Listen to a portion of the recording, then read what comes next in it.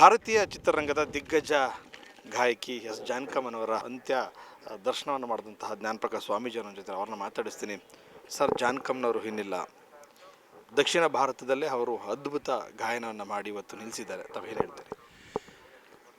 ದಕ್ಷಿಣ ಭಾರತದಲ್ಲಿ ಗಾನಕೋಗಿಲೆ ಸ್ವರದೇವತೆ ಅಂತ ಹೆಸರು ಮಾಡಿರ್ತಕ್ಕಂಥ ಜಾನಕಮ್ಮನವರು ಭಾರತದ ಚರಿತ್ರೆಯಲ್ಲಿ ಅಮರರಾಗಿದ್ದಾರೆ. ಅದರಲ್ಲೂ ಮೈಸೂರಿನಲ್ಲಿ ಅವರು ಅವರ ಅಂತಿಮ ಕ್ಷಣಗಳನ್ನು ಮತ್ತು ಅಂತಿಮ ದಿನಗಳನ್ನ ಕಳೆದಿರೋದು ನೋಡಿದ್ರೆ ನಮಗೆ ಹೆಮ್ಮೆ ಅನಿಸುತ್ತೆ. ನಮ್ಮ ಸಾಂಸ್ಕೃತಿಕ ರಾಜಧಾನಿ ಮೈಸೂರಿಗೆ ಹೆಮ್ಮೆ ಅನಿಸುತ್ತೆ.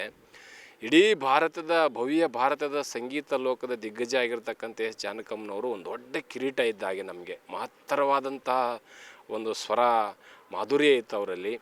ಅವರ ಹಾಡುಗಳು ಕೇಳಿದ್ರೆ ಎಲ್ಲರ ಬದುಕು ಹಸನಾಗ್ತಕ್ಕಂಥ ಹಾಡುಗಳು. ಮತ್ತು ಅವರ ಹಾಡುಗಳಲ್ಲಿ ಮೈತ್ರಿ, ಕರುಣೆ, ಪ್ರಜ್ಞೆ, ನವರಸಗಳು ಎಲ್ಲ ರೀತಿಯಾದಂಥ ಹಾಡುಗಳನ್ನ ಅವರು ಕೊಟ್ಟಿದ್ದಾರೆ ಈ ನಾಡಿಗೆ. ಅವರಿವತ್ತು ಪಂಚಭೂತಗಳಲ್ಲಿ ಅವರ ದೇಹ ಇವತ್ತು ಲೀನ ಆಗ್ಬೋದು, ಆದರೆ ಎಂದೆಂದಿಗೂ ಭಾರತ ದೇಶದ, ಅದರಲ್ಲೂ ನಮ್ಮ ಮೈಸೂರಿನಲ್ಲಿ ಮರೆಯಲಾಗದ ಮಾಣಿಕ್ಯಾಗಿ ಉಳಿತಾರೆ ಜಾನಕಮ್ಮನವರು ಅಂತಕ್ಕಂಥದ್ದನ್ನು ಈ ಸಂದರ್ಭದಲ್ಲಿ ನಾನು ಹೇಳಲಿಕ್ಕೆ ಇಷ್ಟಪಡ್ತೇನೆ. ಜಾನಕಮ್ಮನವರು ಕೇವಲ ಒಂದು ಭಾಷೆಗೆ ಸೀಮಿತಗಳಲ್ಲಿ ಅವರು ಹಾಡ್ತಾಯಿದ್ರು. 20 ಸ್ವರಗಳಲ್ಲಿ ಹಾಡ್ತಾಯಿದ್ರು. ಮಕ್ಕಳ ರೀತಿ ಹಾಡ್ತಾಯಿದ್ರು. ಅವ್ರ ಬಗ್ಗೆ ಮಾತನಾಡ್ತಾಯಿದ್ರು. ಈ ಪ್ರಾಣಿ ಪಕ್ಷಿಗಳ ರೀತಿ ಕೂಡ ಹಾಡುವಂಥವ್ರು.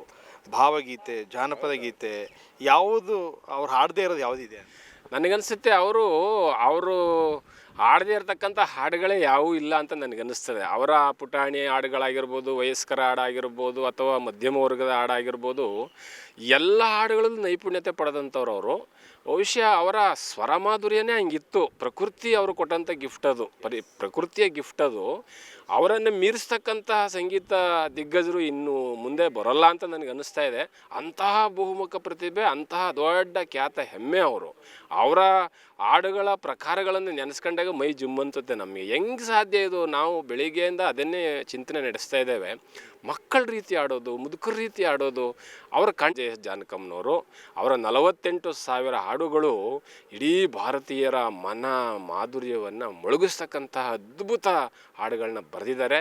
ಅವರಿಗೆ ಒಂದು ದೊಡ್ಡ ಕೃತಜ್ಞತೆ ಮತ್ತು ದೊಡ್ಡ ಹೆಮ್ಮೆ, ಅವರಿಗೆ ದೊಡ್ಡ ಶ್ರದ್ಧಾಂಜಲಿಯನ್ನು ಇಡೀ ಮೈಸೂರಿನ ಹೆಮ್ಮೆಯ ಇರ್ಬೋದು. ಏನು ಸರ್ ಅವರ ಬದುಕಿನ ಹಾಡುಗಳು, ಅವರ ಸ್ಫೂರ್ತಿ, ಅವರ ಸ್ನೇಹ ಮಿಲನ, ಅವರ ಮಾಧುರ್ಯ, ಅವರ ಆಶಯಗಳು ನಿಜವಾಗ್ಲೂ ಭಾಳ ಅದ್ಭುತವಾದಂಥ ಹಾಡುಗಳನ್ನ ಹಾಡಿದ್ದಾರೆ.